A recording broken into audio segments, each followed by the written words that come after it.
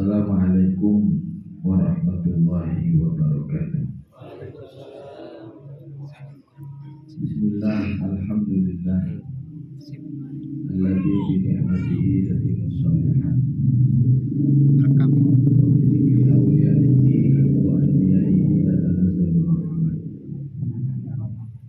Allahumma salli wa sallim wa barik ala sayyidina Muhammadin wa ala alihi adada kamalillah wa kama yadiku bi kamalihi. Amma ba'du, fa inna asdaqal hadits kitabullah wa khairul hadi hadi sayyidina Muhammad Rasulillah sallallahu alaihi wasallam wa syarrul umur muhdatsatuha wa kullu muhdatsatin bid'ah wa kullu bid'atin dhalalah wa kullu dhalalatin finnar. Al-Mukarramun, para alim ulama, para masyayikh,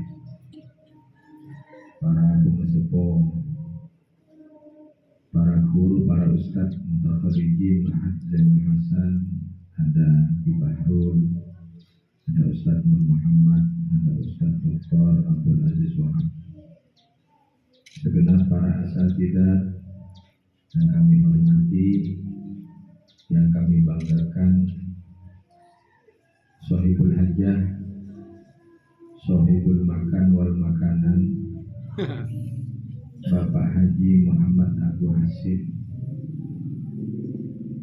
dalam kondisi di tahun ini beliau bisa 2 tahun haji dukanya, Masya Allah. Moga-moga bertahun, Pak. Amin. Saya ngaminin mudah-mudahan juga haji juga. Amin ya Allah. Seluruhnya yang hadir, tidak lupa kepada Ketua Tanazah Ranting Maron yang paling energik, kecil tapi rawit, Ustadz Muhammad Hendra beserta segenap para super timnya yang tadi sudah disinggung oleh Ustadz Abdul Aziz bahwa perkembangan Tanazah Maron cukup pesat. Yang paling membuat pesat ini Ustadz Muhammad Rasuli. Ada sele kayak kalau Tanazah Maron tidak ada Pak Rasuli itu bagaikan kangkung tanpa gula, tanpa garam, ambiar jadinya. Karena ada Pak Rasuli, akhirnya Masya Allah Tanazah Maron kompak. Biasanya dulu di pondok antara Ustadz Hendra sama Ustadz Rasuli atau karangulun. Tapi alhamdulillah ketika pulang sadar diri. Seluruhnya yang hadir, para pengesepuh yang kami hormati, yang kami banggakan, yang kami muliakan, saya doakan mudah-mudahan hafizahullah, Allah menjaga kita semua, memberikan umur panjang, sehat, walafiat, khair batin, lancar rezekinya, mudahkan rezekinya oleh Allah, akhlaknya diperbaiki, mudah-mudahan diberi kesempatan berangkat ke Mekah Madinah untuk haji dan umroh, mudah-mudahan seluruhnya husnul khotimah. Amin. Allahumma. Tidak lupa kepada pengurus pusat Tanazah, jajaran Dewan Pengurus Pusat yang hadir pada sore hari ini. Bersyukur kepada Allah Subhanahu wa Ta'ala, sore ini bisa kembali lagi untuk bergabung di Tanazah Maron sebagai ban serep aslinya ini, Pak. Karena sedekut Sohibul majelisnya itu non alfa sedang umroh, jadi boleh kasih muka nomor. Ya mau gimana lagi, karena hidup kita ini memang sudah waqaftu jasadi wa ruhi ila Tanazah. Saya sudah dari dulu sering mengatakan, selama saya tidak ada udzur syar'i, saya mewakafkan jiwa raga saya untuk Tanazah. Karena tidak lepas dari apa yang disampaikan oleh beliau almarhum Syekh Hasan Syaikh Rijal, sebenarnya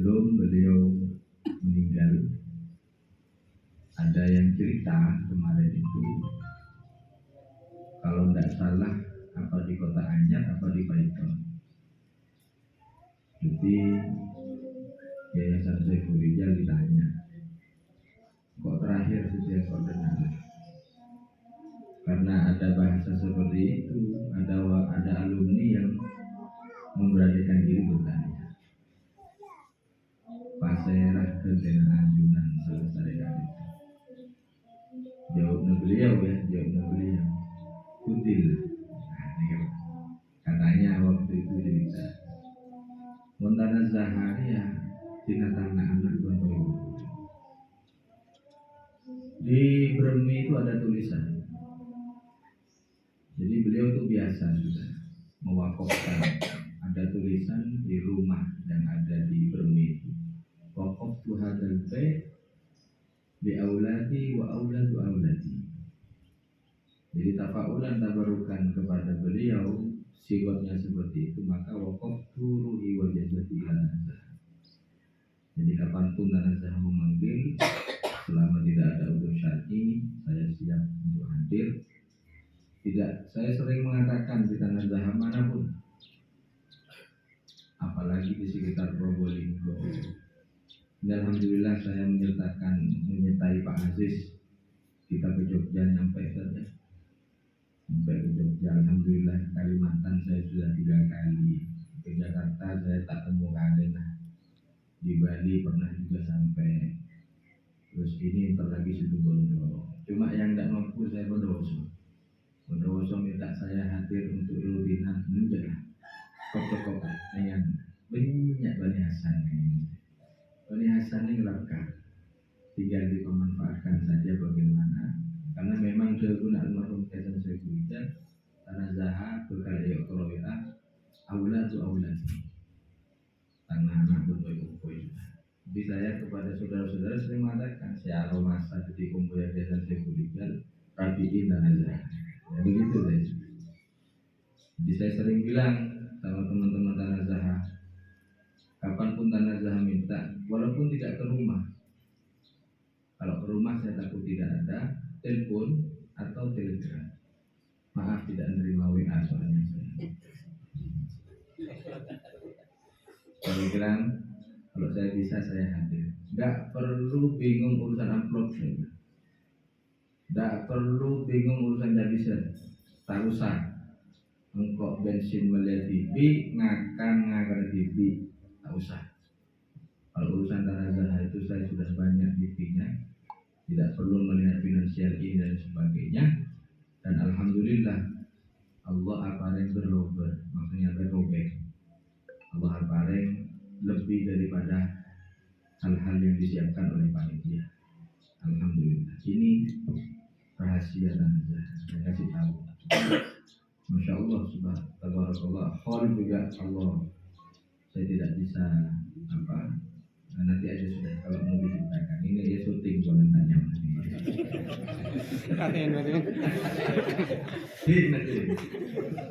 Baik, saya tidak bisa panjang lebar karena belum sholat juga.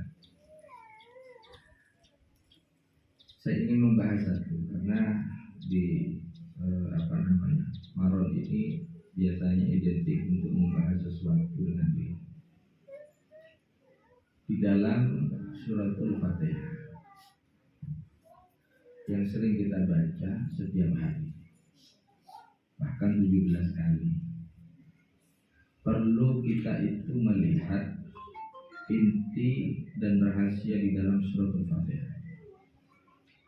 Setelah kami teliti, suratul Fatihah itu paling tidak ada 4 faidah yang bisa kita ambil. Ada faedahnya di situ membahas tentang ketuhanan, rububiyah. Ada di sana membahas tentang asma wa sifat. Ada di sana menjelaskan tentang al-ubudiyah. Ada di surat Fatihah itu menjelaskan tentang al-akhlaq, al-adab wal akhlaq. Ada terang gini, biar benda ini kalau dua itu Tapi ya kok. Baik. Saat kami teliti itu dikatakan sab'ul mathani. Bahkan Al-Fatihah termasuk ayat atau surat yang turun secara independen. Dan uniknya turunnya Al-Fatihah, kendati pun itu kalimat, ya, ayat itu kalamullah, tapi di situ ada kalimat untuk kita. Paden berpangeran ngajarin kepada Al-Quran bahwa itu kalimatnya, itu kalamnya Allah. Fatihah dari awal sampai akhir, ada yang bilang 7 ayat, ya ada yang bilang sab'ul mathani, 7 ayat yang diulang-ulang. Ada yang mengatakan 7 tapi Fatihah, tapi Bismillah tidak masuk. Tapi rata-rata semua mengatakan Bismillahirrahmanirrahim itu masuk dalam ayat. Di situ sebenarnya komplit. Makanya kalau dikatakan isinya Al-Quran itu semua kulluhu fil Fatihah. Itu betul. Semua isi kandungan Al-Quran yang 114 ayat, 114 surat, 6.666 sekian ayat, itu seluruhnya dikompres, diikhtisor, disingkat ada di dalam surat Fatihah. Dan surat Fatihah, isinya surat Fatihah ada di babnya Bismillahirrahmanirrahim. Masya Allah. Babnya Bismillahirrahmanirrahim. Dari situ ketika teliti ternyata ada 4 kandungan yang kadang mungkin kita tidak pernah teliti ya, untuk melihat Fatihah. Padahal benar ya bicara. Mana ada orang tidak hafal Fatihah sekarang? Tidak hafal Fatihah setia kan berarti tak hujung. Suara dulu. Tapi terkadang kita hanya cuma bisa membacanya, tidak bisa menghayati, tidak bisa meresapi, bahkan tidak bisa menjadikan kandungan ayat Al-Quran itu merasuk di dalam. Bahwa sebenarnya Pak, sebenarnya ya ada keterangan dulu dari guru saya. Ada satu di ayat surat Fatihah itu kalau bisa dibaca dalam keadaan khusyuk banget.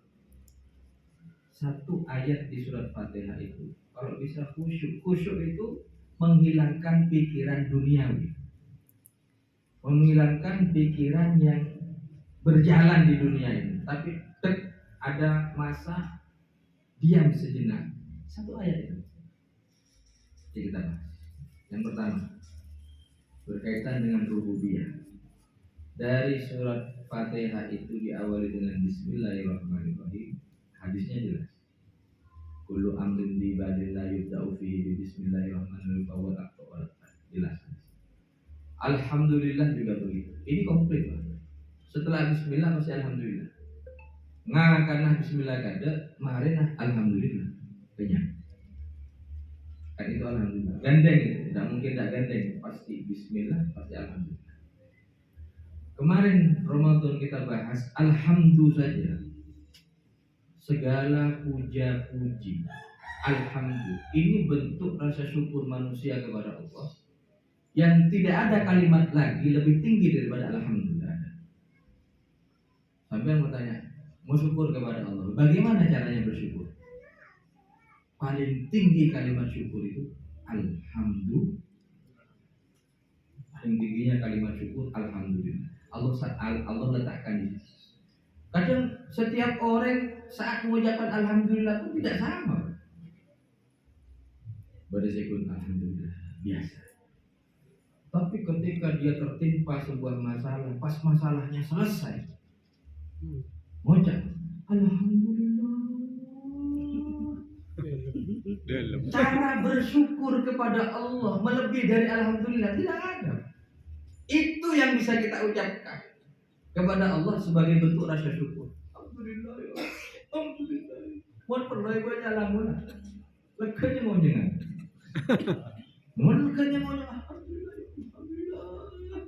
Oh, boleh bisa sampai kabin boleh. Barokan jenazah. Sujud syukur lah. Sujud sahwi. Subhanallah. Alhamdulillah Rabbil alamin. Ya, ini mentakkid kepada siapa kita bersyukur. Kadang kita bisa bersyukur kepada orang dengan ucapan-ucapan terima kasih. Kita bisa bersyukur kepada orang, kepada bos kita, kepada guru kita, kepada. Tapi di situ ditakkid dikuatkan oleh Allah. Alhamdulillahi Rabbil alamin. Terkadang untuk mengisi Rabbul alamin ini, atau mencermati kalimat Rabbul alamin ini, kita masih belum paham. Kalau sudah berbicara Rabbul alamin, pangeran sejenak alam, kadang dibaca biasa ya. Padahal jelas Rabbul alamin, pangeran sekapina alam. Alam si mana? Benar pun alam dunia, Pak. Baik, katanya alhamdulillah, gimana mainan?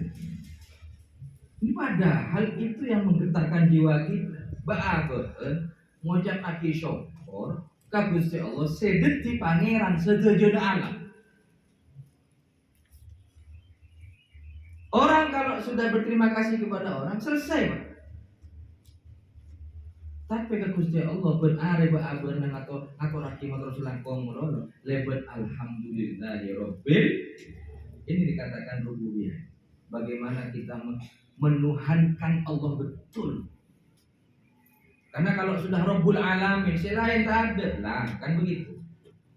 Kecil semua, nggak ada artinya apa-apa, hanya Rabbul alamin yang perlu kita puja dan puji. Yang berhak dipuji hanyalah Allah. Pujian manusia paling mungkin karena padeng kenebit na seguni. Tapi mau pas ketemu kecoba nak apa tak ikut yang boleh. Man ya. Aduh lambok dari mapan setia. Berkeragun gitu. Nah, apakah kita akan berbalik kepada Allah ketika kita sudah pun dari alhamdulillah tahu-tahu menghina Allah? Kan tidak mungkin. Tapi kalau manusia pujian kepada manusia hanya sementara. Maka kita puji oleh tak gelem ayunan sekali to gitu po innalillah tak gelem ibu syori mun ba aku kan helm tak jawabku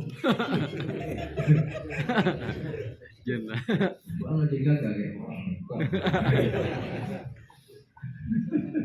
subhanallah itu Rabbul Alam. Kadang makanya kenapa di saat kita itu membaca suratul Fatihah ada bacaan-bacaan yang Rasulullah ajarkan kepada kita dengan sedikit ada mat panjang. Bismillahirrahmanirrahim. Alhamdulillahirabbil alamin. Jadi agak sedikit dipanjangkan karena supaya kita bisa menghayati betul Rabbul Alamin itu siapa. Beralih kepada asma wa sifat setelah itu. Nama-nama Allah yang menjadi sifat melekat dalam Allah. Ar-Rahmanir Rahim. Coba. Saat kita memuji Allah, ada dua sifat-sifat yang pasti kita baca. Bahkan tiga. Apa? Ar-Rahmanir Rahim. Biasanya orang yang memuji kan bagus-bagus benar sebetulnya. Masya Allah, Masya Allah, Masya apa? Pujian-pujian dari sifat-sifat yang melekat kepada orang itu. Kadang kita yang memuji orang itu karena sifatnya melekat. Sifat baiknya, sifat akhlaknya, sifat macam-macam sudah. Di situ ada kalimat Alhamdulillahirabbil alamin. Ar-Rahmanir Rahim. Ini sifat asma wa sifat-sifatnya Allah yang kita masukkan di dalam suratul Fatihah belum memahami artinya. Ini cuma sifatnya saja kita baca Ar-Rahman, Ar-Rahim. Apalagi mulai peredarin Ar-Rahmannya, Ar-Rahimnya bagaimana? Tambah alfit. Maliki yaumiddin, yang menjadi raja kelak pada hari kiamat, pada hari perjanjian. Kita sudah menyatakan kepada Allah, kita sudah menyatakan 17 kali Maliki yaumiddin. Tidak ada raja nanti kecuali Allah. Tidak ada yang menguasai Yaumul Ba'ats nanti kecuali hanya Maliki yaumiddin. Lah, baru setelah Maliki yaumiddin ada ubudiyah. Artinya setelah kita memuji Allah, seharusnya sadarnya kita itu adalah iyyaka na'budu wa iyyaka nasta'in.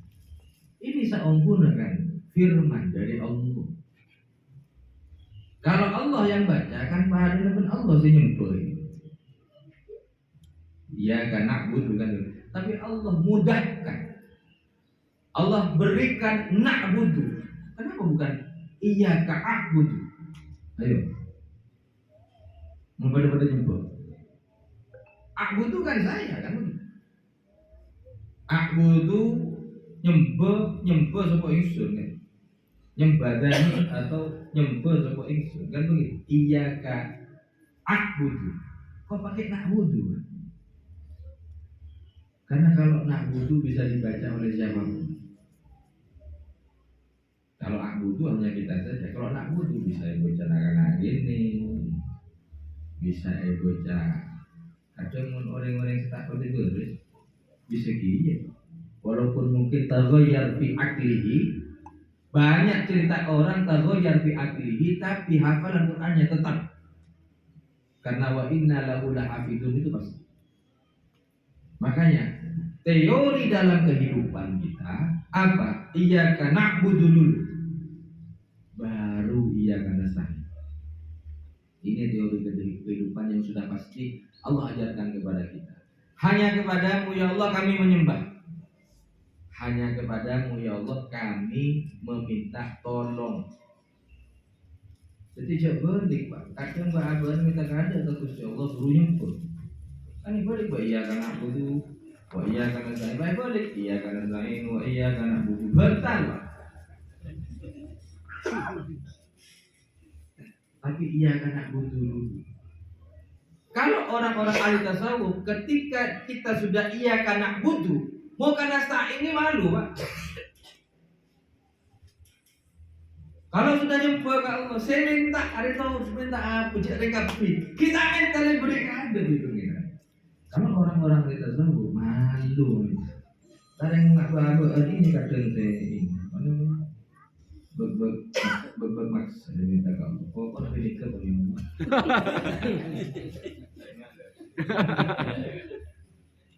Dibuarin macam doa banyak. Kalau guna doa pengen kalau pai pada ya Allah doa saya nggak beri kasih.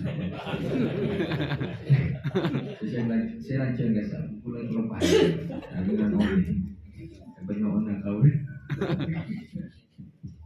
Tapi sudahkah kita na'budu yang betul Pak? Jangan hanya kita ingat nasta'in terus Pak.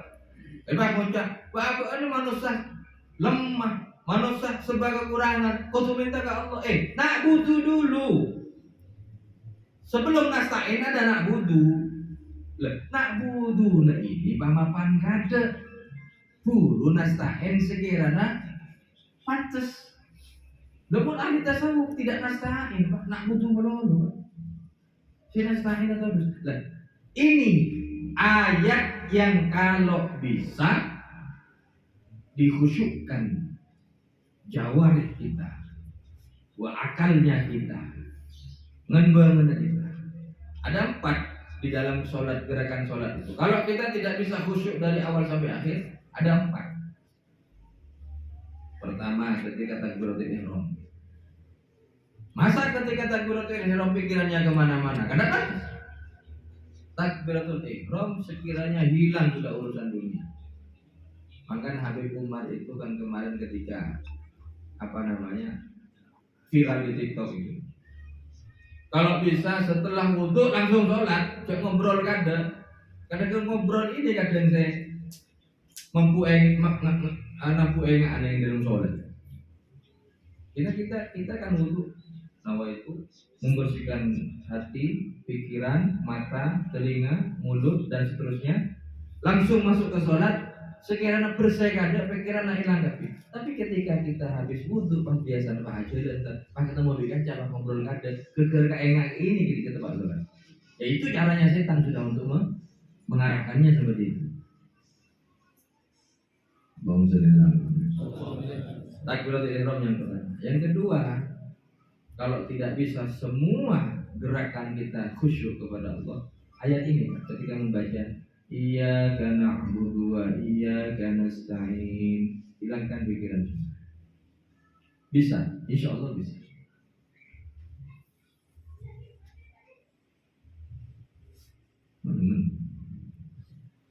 Insya Allah bisa diusahakan. Iyyaka na'budu, iyyaka nasta'in. Ini ada arahan untuk ubudiyah. Akhlaknya bagaimana? Terakhir. Ihdinas siratal mustaqim. Ini minta kepada Allah. Ya Allah, berilah saya petunjuk jalan yang lurus, jalan yang istiqomah, jalan yang benar. Jalan siratal mustaqim di dalam beberapa tafsir diartikan sebagai Islam, sebagai agama Islam. Siratal mustaqim sebagai penguat keimanan. Terus bagaimana? Siratal ladzina an'amta. Kita menyatakan bahwa ada orang-orang yang pernah Allah berikan nikmat. Tata krama saya, tata krama kita hidup dompleng kepada kebaikan orang-orang dulu. Makanya Allah ngajari tata krama. Allah ngajarkan akhlak bahwa kalau kehidupan kita hari ini baik, karena mungkin kita pernah niru orang yang baik. Kita berkiblat kepada guru kita. Kita berkiblat kepada kehidupan guru kita. Kita berkiblat kepada kebiasaan hidup guru kita. Ini kan yang diajarkan oleh Allah. Siratal ladzina an'amta 'alaihim ghairil maghdubi 'alaihim waladdallin. Adab tata krama. Kesimpulannya di situ adab tata krama. Jadi sebagus-bagus orang hari ini itu tidak lepas dari doa orang tua, doa guru, dan upaya kita untuk meniru orang-orang yang baik, terutama meniru Gusti Kanjeng Nabi. Maka di situ siratal ladzina an'amta. Umum jalan orang-orang yang telah Engkau berikan nikmat. Kalau sudah Allah yang memberi nikmat, apa perlu nikmat dari orang lain? Apa perlu nikmat dari selain Allah? Gak perlu. Sudah Allah yang ngasih. Berarti kan jaminan sudah. Mula nikmat yang beri Gusti Allah, orang-orang itu yang siratal ladzina an'amta 'alaihim, bukannya ghairil maghdub. Kenapa? Karena ada baik, ada buruk pasti. Ada orang dikasih hidayah, ada orang yang dikasih kesesatan, Pak. Makanya di situ pakai ghairil maghdubi, bukan an'amta. Kalau di sini kan an'amta. Bukan ghairiman aghdabtah jadinya. Karena itu penisbatan keburukan tidak boleh dinisbatan kepada Allah. Maka menggunakan apa? Menggunakan kesalahan orangnya itu sendiri. Makanya dia berbuat, Allah yang membenci, Allah yang benci, Allah bukan. Karena perbuatannya dia, bukan Allah yang mau membenci, Pak. Nah, ada kalimat, ada tata krama juga dalam Al-Quran. Ghairil maghdubi 'alaihim waladdallin. Ini 10 menit tentang suratul Fatihah. Kamu bermanfaat. Amin. Ini sebenarnya Pak Malek. Saya Malek ingat terus. Ini pernah saya bahas, pernah saya tanyakan kepada Abu Yasin Muhammad. Said Ahmad, kenapa an'amta ini sama ghairil maghdubi, kenapa kok bukan ghairiman aghdabta? Ini kan sikotnya kenapa tidak pakai sikot yang di awal? Kenapa di belakangnya kok pakai sikot majhul yang di maf'ul ya, yang dibenci gitu Pak. Yang dibenci. Kenapa tidak pakai sikot dari awal seperti awal? Ya karena memang kita tidak bisa menisbatkan keburukan itu kepada Allah. Jangan mengatakan benar apa mak zina? Kesokan Allah. Pentongan. Mereka takdir Allah. Apa buat makabin boleh? Ya karena tinggal kan begitu. Udah tepat ke takdir, gitu Pak. Nanti nabung takdir Pak. Ya mana tak bisa kabin itu beri takdir. Takdir pentong di sini kan. Tapi kalau beliau, makanya saya dekat beliau gimana? Allahumma sholli ala Muhammad. Ya, jadi itu sekelumit tentang suratul Fatihah. Ada 4 hikmah, 4 keutamaan yang bisa kita ambil di situ, bahwa ada tauhid rububiyahnya di situ. Bagaimana kita menuhankan Allah betul. Kita baca di dalam sholat, bukan ketika ayo Fatihah, bukan, tapi dalam sholat ada tempat khusus atau bacaan-bacaan yang dibaca di dalam sholat itu mustajab. Sampean mau baca doa paling enak itu ketika sholat sudah. Kapan? Ya ketika sujud. Kencet nyeng itu. Apa sujud itu?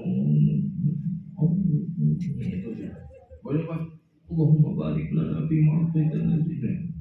Tapi bacanya di dalam sujud dan doa. Atau ada doa juga yang diajarkan oleh Rasulullah di akhir tasyahud akhir fil akhir. Jadi setelah innaka hamidum majid baru baca doa. Doanya kan banyak itu Pak yang diajarkan Rasulullah. Ada doa yang muqallibal qulub, ada doa yang musarrifal qulub, ada doa untuk selamat dari fitnah mahya wal mamat fitnatul masih dajjal, ada doa minta untuk selamat dari siksa kubur, fitnah kubur dan seterusnya. Itu kan yang dibaca fi athna'is shalah, jadi ketika sholat. Makanya apalagi pas Fatihah saya baca wajib boleh. Makanya kadang kita sering bertanya-tanya nih, kalau tarawih itu mungkin santaan menjadi kan kadang di dalam boleh ya. Kalau sholat di sini mau tak santak kan ada sih banyak saya noro aja. Tapi TV kan itu baca kan pakai pol itu. Yang mendingan abid. Kayak kemarin aja ketika waktu kedua saya ngimami sama saudara agak lama aja ya rasanya. Biasanya gue jadi ini namanya Mekah, Mekah habis sama saudara. Ini di nakabasan. Allahu a'lam. Al-Fatihah.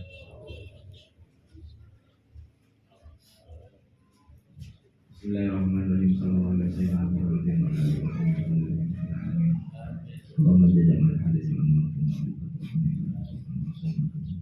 Allahumma taqabbal rasulullah wa qur'ana biha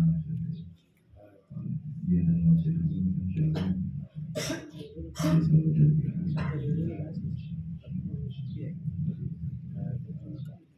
Summa ila hasbunakum wa jami'u mutaqaddimin bi kalimat bihadzal anzal Allah wa yanfa'una bi asma'ihi. Rabbana taqabbal minna innaka